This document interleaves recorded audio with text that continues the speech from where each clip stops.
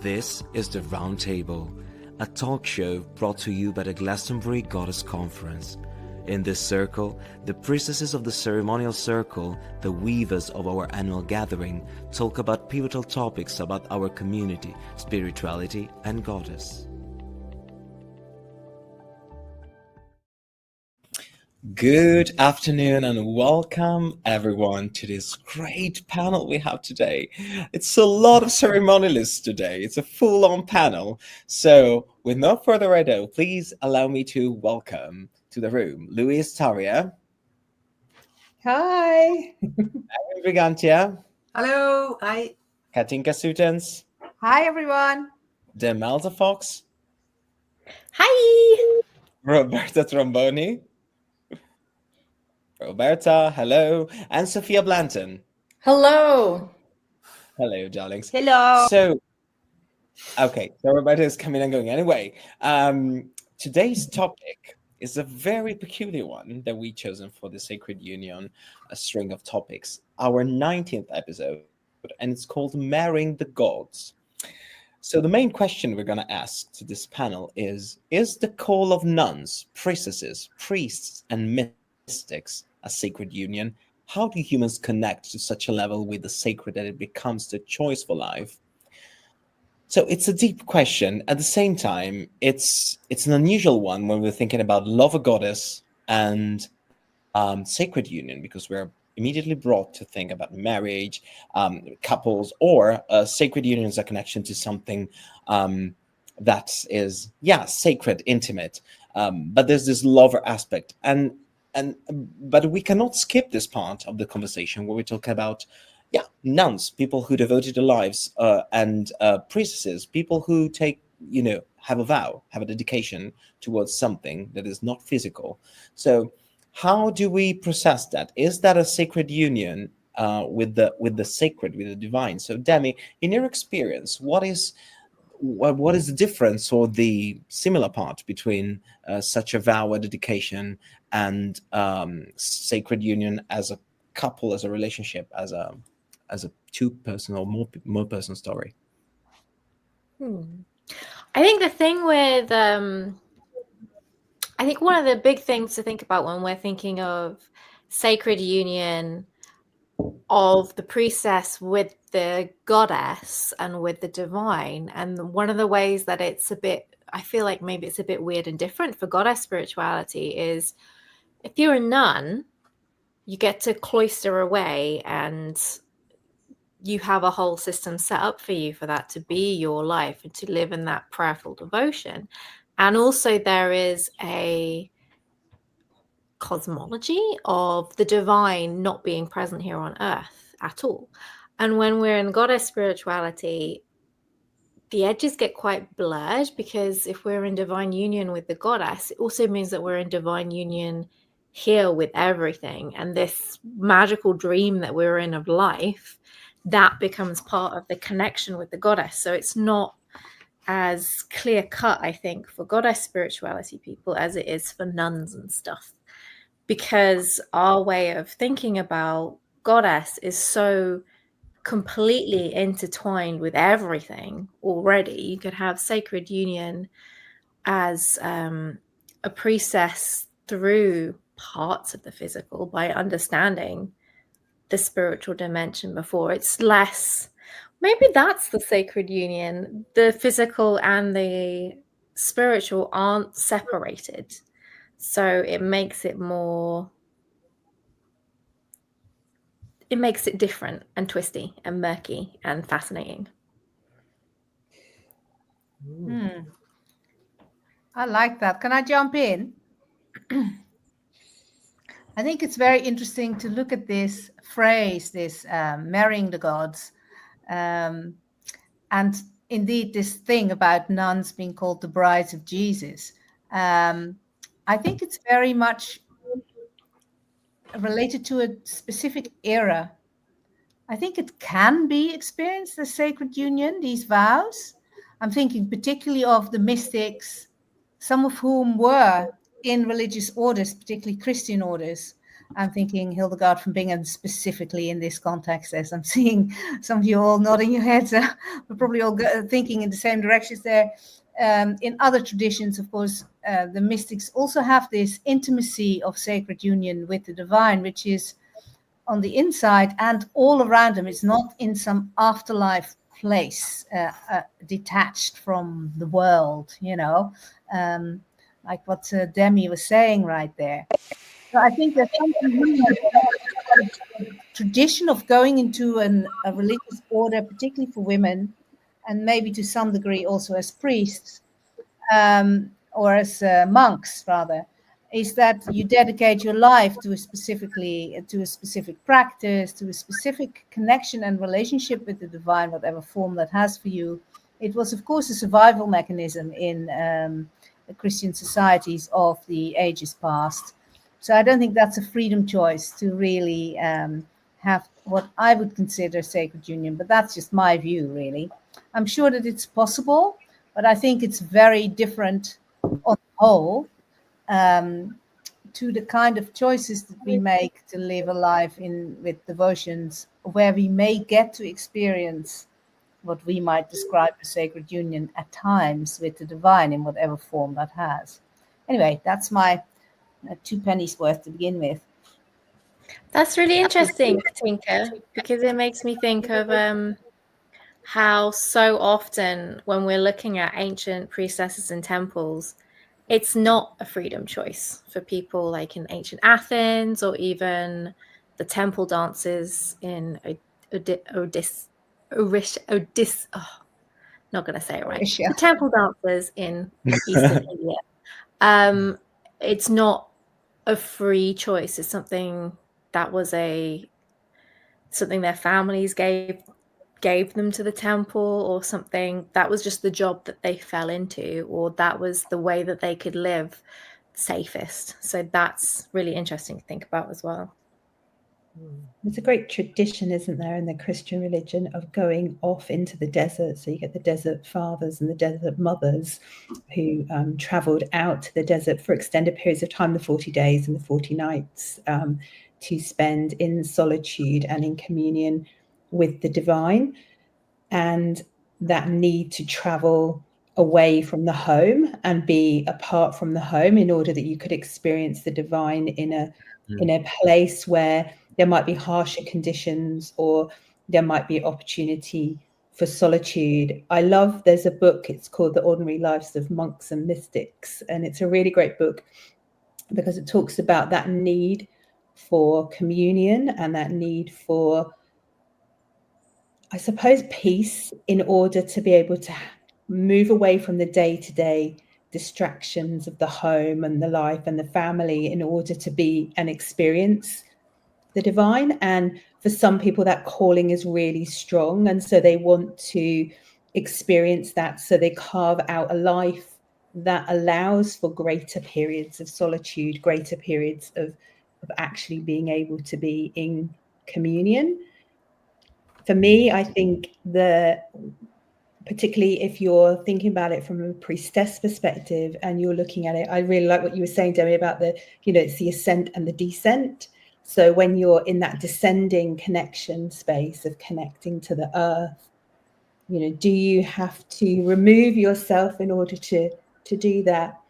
But I don't know. It's an interesting concept of whether you can do that within your ordinary day-to-day life, or whether you need to, go somewhere with solitude, perhaps, to experience. Interesting. From the point of view of what you're holding as ceremonialist as well in the Sacred Union, Louise, what you're talking into, the everyday.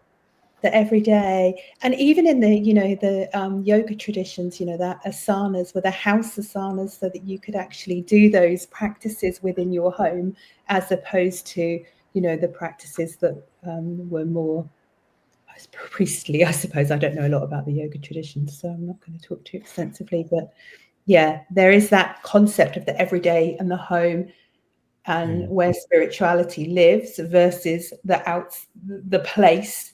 I mean, church is the same, isn't it? A place to go, or a temple, a place to go, as opposed to experiencing it in the day-to-day. I think it's a super interesting question, Andrea. I think you can definitely have that experience in the day-to-day. I would actually say the opposite.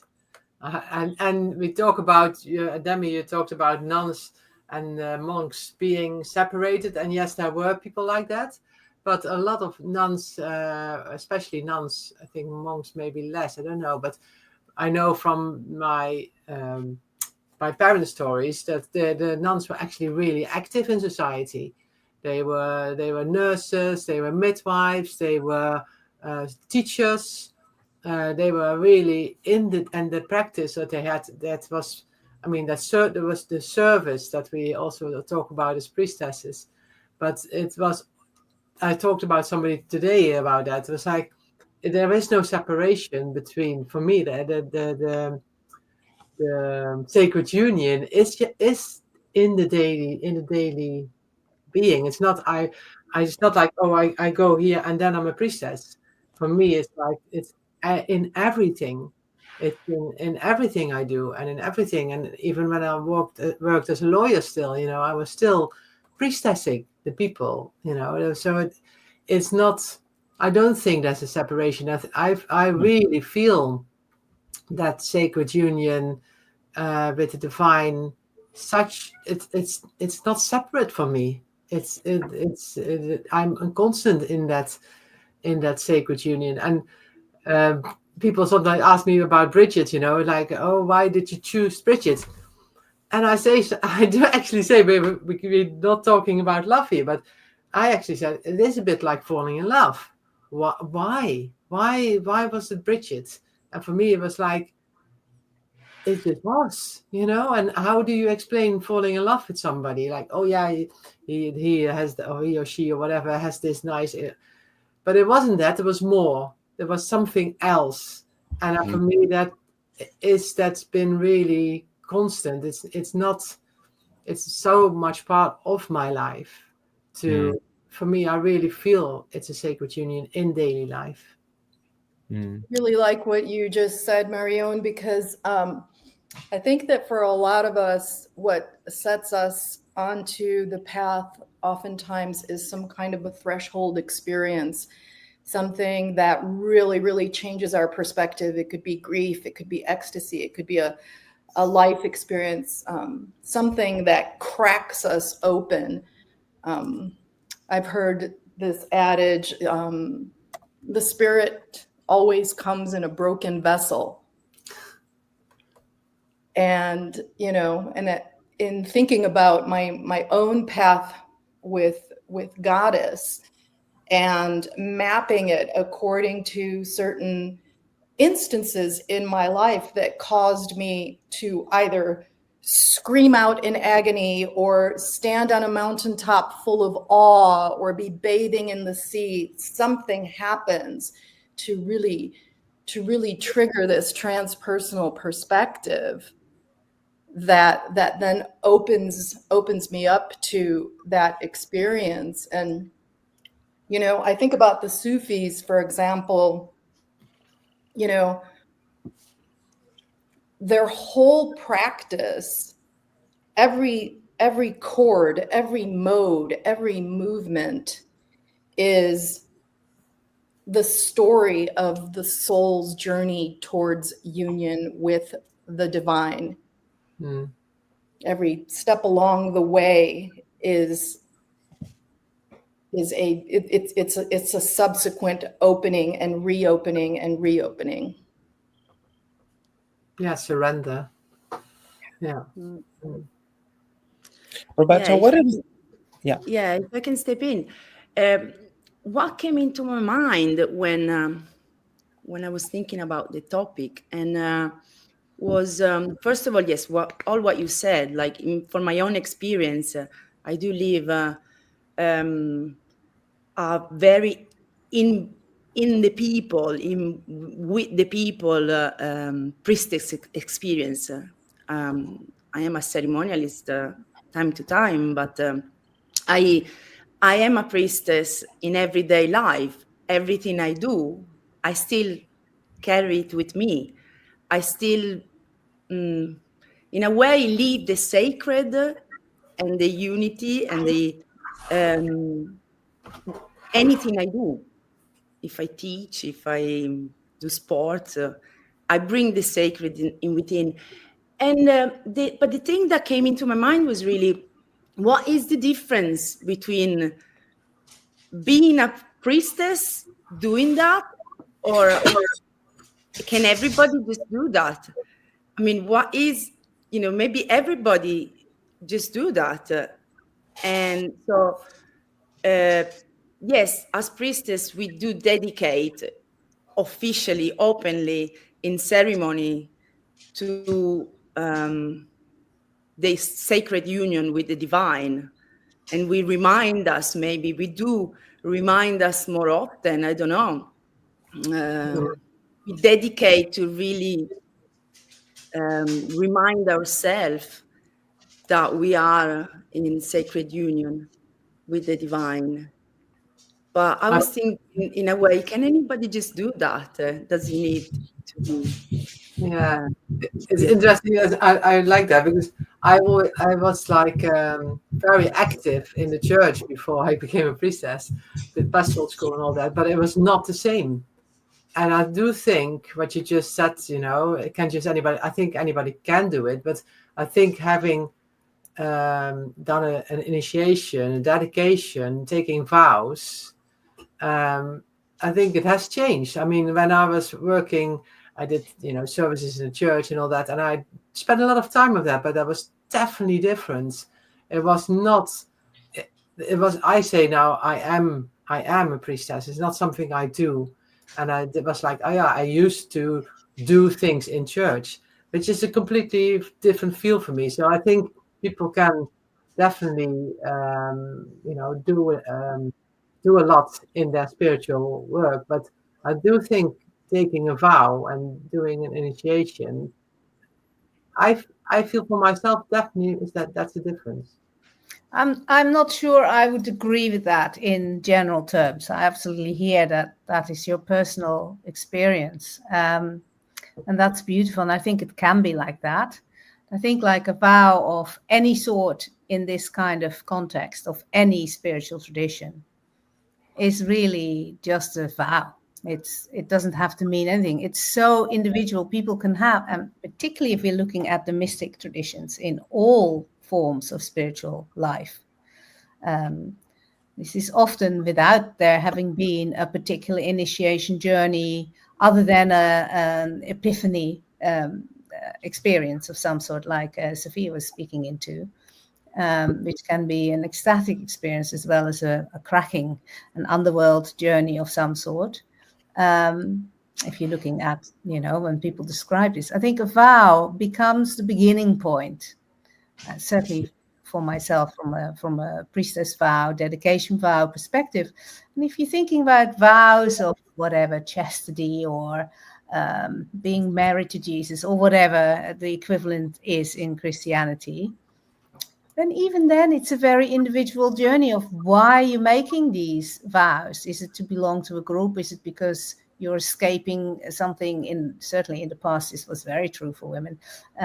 Is it the only place you can go and still belong to society where, vows are part of a control system in a way, really?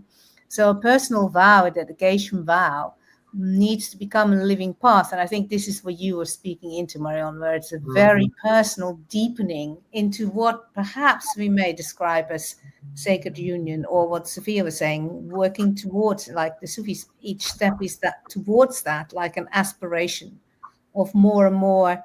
What does it mean, sacred union with goddess or with God for each of us? Does it mean that we become godlike or goddess-like? And what is that? What would that look like? Does it mean if we are in normal life, literally when we're doing the washing up, we're in communion with goddess? Personally, no, that's not how it works for me. So I think it's a very personal thing. And I think that there are certain things that can really help, but also that could really hinder. I know that some people experience vows, even vows from a collective place or past life memory or something. They can find it a real hindrance towards a deeper connection to the divine in this life with, and their chosen path this time. I I don't know. It's complex, this question. You come up with some good ones, Andrea. Well, thank you. I have to say, though, you went so deep now that it's really hard for me to bring in the silly thing that I had in my mind, but I have to, because I'm a priestess of silliness. That's me at times. So the original topic came from an epiphany I had as a child, and this is it. Correct. The point being, when you watch Sister Act as a child, I mean, I was totally fascinated by fairies, magic. I wouldn't watch anything if it had a witch or something transforming in it. I mean, no way. But Sister Act had something that was not, I couldn't quite put my finger on it. And what really, I think, captivated me, and aside from the songs, it was the fact that it was a sheer joy of them singing. And I think it was a moment when I was a baby, and I was like, oh, they are so happy. And also the Mother Superior, she is so adamant about the thing that there is this divine entity, so powerful and so almighty. I was like, I think in my brain, I was like, that's powerful magic. I mean, I would look at these nuns very happy, and they would make me happy. And I think in some part of my brain, when at some point I watched The Mists of Avalon, I was like, oh, you see, other happy nuns, they have their happy place. That's something I can relate to. And I think something clicked, and I came to her, and she's 𝗚𝗢𝗗𝗗𝗦𝗏, and she was able to create such beauty. And so I think in my brain, I associate nuns inherently with, it makes no sense, I know, but to me, with this kind of beauty production, because to Sister actually, like, I don't know, I'm not making any sense, but the point is, there is in different medias and representations, but also in the art, in the works that some of illustrious nuns left us, there is much beauty. And when, I don't know if it have happened to you, but if you happen to talk even to a nun that has been a nun for maybe all of her life, there is such a peace and such a quiet happiness, I would call it, quite serenity to the way that, like, they are inherently fulfilled. And I think it's something that you might feel when you're deeply in love with someone, when you're deeply content, when you're deeply connected to oneness in a way. And I think I've only experienced that with 𝗬𝗢 in my life. And it's so weird to make this connection, but there is a simplicity to that happiness that I think it's unusual. So I don't think we can necessarily relate with a priestess thing, but there must be something there. And I think, do you think, so the question is, do you think there is some similarities in, like, when I look at the Sister Act or 𝗚𝗢𝗗𝗏 or the Mists of Avalon, do you think there was a time in your life when you were like, I want to be a priestess because I think that's gonna fulfill me, that's gonna make me feel whole, that's gonna make me gives me that sense of contempt within, of oneness? I don't know. Andrea, I have to jump in here because you can tell we're of a completely different generation, because there was a film about a nun when I was younger, which was about kneeling on cold, stony floors and berating yourself against. But oh my God, what is that? What is that? I can't remember the name of the film, but it was very famous during the sort of 70s. And it was all about, giving your life in service and it was a wonderful film. I'm sure somebody who's watching this will remember the name of it. I can't just at this moment. And Nun's Life, I think. Yeah, it was something like that, wasn't it? Yeah. But there was something in me that really sparked my interest as a child. I was a religious fanatic when I was between the ages of 8 and 12. I used to go to church on a regular basis and want to lie on the stone cold floors just like she'd done, because I was so, seriously, just so like enamored by that idea of being in love with spirit. And so that kind of obviously got lost after the age of 12 because I moved on to other things. But during that period of my life, it was very strong. But I think there is you went to that, and I went to musical singing. Different output. Yeah, I think Sister Act's a much nicer film overall. Maybe, yeah, different, definitely different. but what I wanted to say was that I think there are some things in your life that wanting to be close to spirit in whatever form that takes, whether it's through goddess, whether it's a Christian belief, whether it's connection with the earth, that is inherent in you, perhaps from an early age. Well, it certainly was for me, where I sought that connection. So I'm answering your question in that respect. I think I've always sought connection. And as it's turned out, that's been through connection with goddess, who I associate very deeply with the elements, very deeply with the ocean, the land, the trees, her nature. You know, Andrea, I'd love to just backtrack to something that you pointed out with both of the examples that you brought up with Sister Act and 𝗙𝗢𝗗𝗗𝗦 of Bingen, is that the magic ingredient there is the music and the song and this shared experience that you're talking about. Because, you know, neurologically speaking, when those sisters are all singing and clapping, you know, they're co-regulating. They are getting on the same wavelength. And that is, you know, music and movement are such potent ways that the divine touches the flesh. And so I think that, you know, that felt experience, I mean, even just saying the name Hildegard of Bingen, you know, just brings in that music, and then you immediately feel it, you know, in your body. And so I think that that's something powerful that we in the goddess movement today share with these other traditions.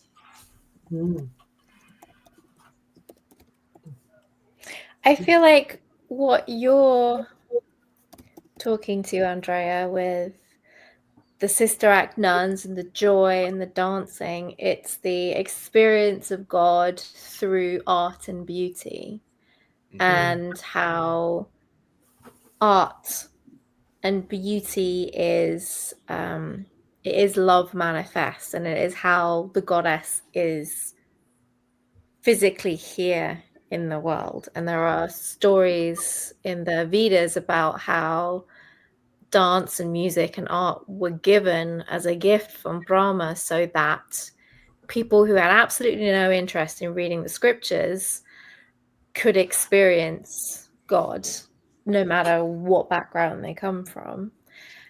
And I feel that's a part of it. And also there's this difference in the path of the priestess and in the part of the devotee. There's this thing of devotion, and that devotion is the thing that brings us into union with goddess. And some parts of priestessing are very devotion filled, and I'm a full-time priestess. A lot of it's spreadsheets and emails, to be honest. It's not marketing. It's not this living, dancing in this infinite communion. But I feel the way I think about sacred union and union in devotion and union with goddess is that I have moments where I feel extremely in union with the goddess and very connected, and like the world's magical and I'm magical and everything's incredible and it's ecstatic. And then I forget. And it's this constant remembrance piece of being committed to remember when I forget, which for me is the priestess part. And in the devotion part, I think devotion is a characteristic of the priestess. It's a characteristic of the nun. I still feel like if you are a nun, someone who is not a nun, what do I know? But as a nun, you have a whole system set up for you to be in this devotion. So I'm thinking it must be a lot easier than trying to do that while, instead of being here where you're trying to pay your bills and figure out which is the best gas company and deal with your crappy neighbors and stuff. But the part of it is devotion that the priestess holds and that the dedicant holds. And it's that devotion piece that brings that contentment and that peace. And that devotion, I know Ariel Spilsbury, the founder of the 13 Moon Mystery School, she says that devotion as a priestess art can be devotion to anything. It can be devotion to goddess.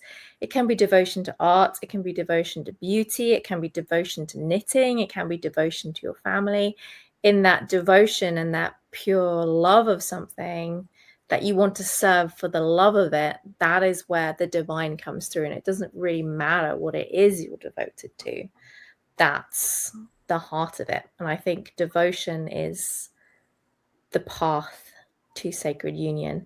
And because I have endless amounts to say on this topic, I feel like just with how sacred union, when we talk about it in terms of the bride and the bridegroom and the sex being the kind of metaphor and the physical evidence of sacred union, I think because we live in a world of duality, there isn't ever going to be, well, it's going to be very rarely that we're going to be in a state of constant ecstatic devotional union. It's a coming together and a pulling away and then flirting with it and then coming together and pulling away and wanting some space to go do something that's not priestessy and then coming together again and flirting and dancing around it. So it's very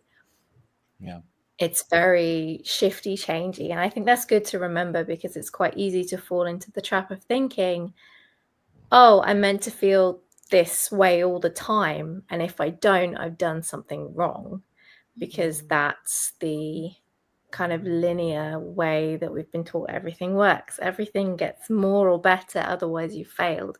Whereas it is in this cycle and this coming together and this pulling apart and this having this divine time together and then getting to watch some Grey's Anatomy on Netflix and then flirting with the goddess again and coming back and all that stuff. So those are my thoughts.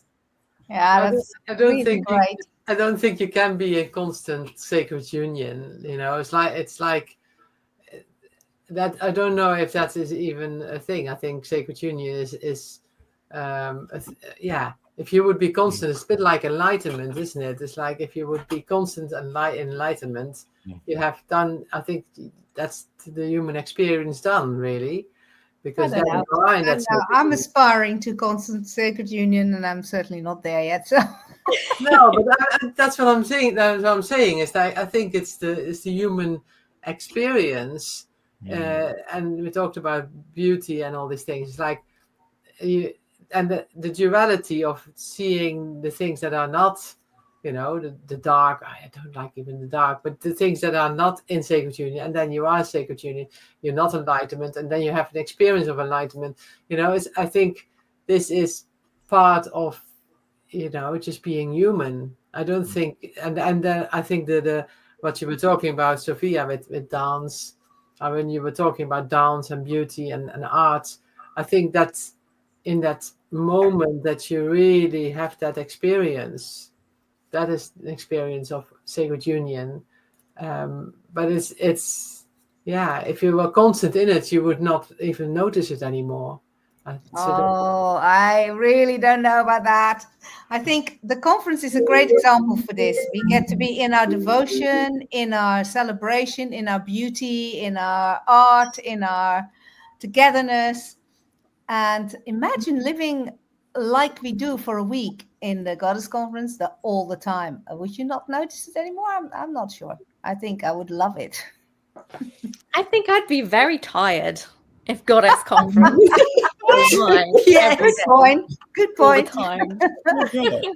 Yeah, but in my mystic time out in the desert, I think, for a little bit of solitude as an introvert. I think I would be even in the college conference. Even then, you have moments that you're not in that full surrender and that full celebration. You know, true.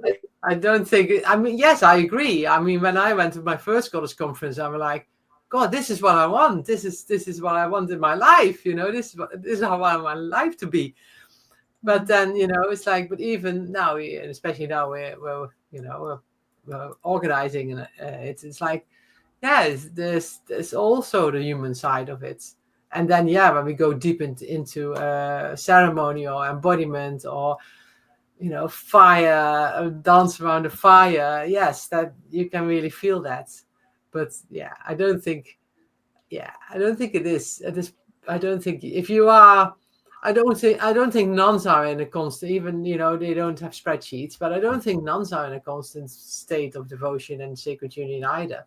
It's just a bit easier to stay in that devotional part because you don't have to pay your mortgage or rent or whatever. I remember I went to, with some witchy friends, I visited a Buddhist, is it a Buddhist center or monastery up in Scotland near Peebles? And we were in the gift shop, and there was some dude in the gift shop, and he was there, and he was living there, and he was there in devotion, and he was talking to me, and I was all like pretty and fabulous and everything. I was like, oh yeah, so what do you do? And I was saying, oh, I'm a mermaid, I'm a dancer, I go around the world. He's like, oh, that's great, maybe I could come with you, we could go to Switzerland and do stuff. And this dude who was like committed and wanted to come live at this place, he was still having these moments where he was like, oh my God, please can I leave and go do something else? I just don't want to. Can I just follow you somewhere, pretty lady? Can I just, let's go. I don't care how. And it made me think, that's so cute. Humans are adorable. And how it's just not within our minds to, it takes so much to be able to be in a state of devotion and stay committed to it when our minds are always trying to pull us out of it. And yeah. I think therein lies the journey, though, like what you're talking about with devotion. You know, we live in a real world that is full of contrast, and within our devotion, you know, I feel like devotion is the practice of building up your personal resources as well, so that you're constantly revisiting that place, that state of devotion. But you're building your character, you're building your soul to be able to not only function in the real world, which is a world of contrast, but to also follow your devotional path into the world as someone who can make an impact on the world that we live in. You know, we're not doing this just to wear robes or, you know, be in ceremony. You know, we are doing this to be of service as well. And we have to be real about it. You know, we don't have the luxury of institutionalized dissociation. We do have to do the spreadsheets. We have to do the marketing. We have to do the emails. Starhawk said it brilliantly a few years ago. She said, as priestesses, I'm sure I'm misquoting, but this is the gist of it. She said, we have to be able to bridge the mystical with the logistical. Yeah, exactly. Yeah, every time you were talking about devotion, and as well when you were saying, Rhiannon, about the Goddess Conference, I don't know, loudly, you know, came to me the word love. Like, okay, first Goddess Conference. When I'm in Goddess Conference, 3 days in, I start saying to everybody, I love you, I love you. I go around really like, it opens my heart so much, being in that connection. And that what I feel constantly is just love. And for me, sacred union with Goddess, it is really love. It's really being able to reconnect myself to that feeling of fullness of the heart. And I think when you were saying devotion, Demi, and really was that, like when you're in devotion, in you know, when you're working on a project, when you or devote yourself to a cause, or to me, it came to me the same feeling. Is like, I'm loving this what I'm doing. And sometimes even paperwork is not that hard, because I'm just doing what I'm called to do. And so really what I feel the same power underneath, which is power of love. Yeah. Which is, to me, is Goddess for me is love. So yeah. Yeah, that's so beautiful. And at the same time, ties in perfectly, Roberta. Thank you for the assist. That ties in perfectly with the concept of today. So we went really deep with this, but at the same time, you have returned in a way to Whoopi Goldberg. You have returned to this idea of, it's not every song, it's not every minute, but there are moments where that connection happens. And marrying the gods, it's actually, we are forgetting the first part, which is marrying. And in our society, a marriage or a union, or it's actually a ritual ceremony we hold in public to, let the tribe know, let the people we love know that something is happening. It's kind of it's an assessment with reality that a union is happening in a way. So as priestesses, I think you do that at every goddess conference. And I see that in your eyes when you are happy in the parade, or there's that moment of brilliance and it really comes through your eyes. I mean, I've seen it in all of you. Aside from Louis, we never actually crossed paths yet in real life. But in all of you, I've seen that. And I think that there's something in there that it's, even if it's not, maybe for us it's not the same as nuns, it's a different path of life, because we experience the immanence of goddess in everything. So we are in this oneness in process. But I think there is that kind of sheer happiness. There are those moments where we feel we are marrying the gods. We're like, this is so fulfilling. And so with this, I really invite you, everyone, not to the Goddess Conference, but to Priestess Act, the musical. Oh, you monster. So please join us for the Goddess Conference, the musical, which will be happening from the 29th of July to the 3rd of August this year in Glastonbury, Avalon. Again, please book your ticket at goddessconference.com for a love profusion coming from all of these wonderful priestesses here waiting for you, and within precious, beautiful ceremonies for you to not just to witness, but to participate in, to join into the fun, the sacred, the laughs, the cries, the experience. It's going to be joyful. It's going to be majestic. So please do join us. Tickets are at goddessconference.com. If you are single, if you're a mom, if you're a couple, if you're a throuple, if you're a group, just join us. There are many, many available options. Plus, there is, of course, this musical happening with Katinka and Marion. You cannot miss that on Gala Night. Please do that. And now we'll set up a whole thing. I love it. And so please join us at goddessconference.com/shop. And what else I was going to say? Oh, yes. Next week's topic, in 2 weeks' time, we'll be meeting for a very interesting topic that will really deviate from this one. And the title is really spicy and juicy, which is Twin Flames or Tinder Swipes? Where does the single-dom frustration end, and where does the conscious partner research begin? How much do we resonate with the concept of soulmates, twin flames, and how do this concept exist in the era of online dating and Tinder?